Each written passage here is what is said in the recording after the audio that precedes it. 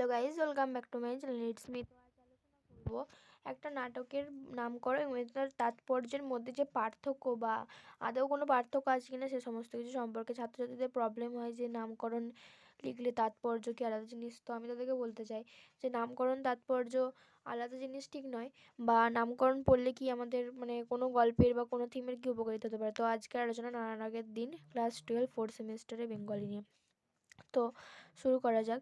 তো নারায়ণগের দিন থেকে একটা কোয়েশ্চেন মোস্ট ইম্পর্ট্যান্ট, যে কোনো গল্প বা যে কোনো নাটকের নামকরণের চ্যাপ্টারটা মোস্ট ইম্পর্ট্যান্ট হয়। তো এখানে নারায়ণগের দিন একাঙ্ক নাটক হিসেবে কতখানি সার্থকতা অর্জন করেন বা নামকরণের সার্থকতা লেখো, একই প্রশ্ন, ঠিক আছে।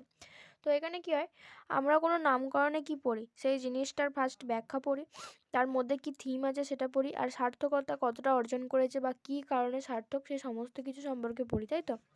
তো সেই সমস্ত কিছু সম্পর্কে পড়লে কী হয়, আমাদের পুরো নাটক বা পুরো গল্পটার থিম আমাদের মাথায় চলে আসে।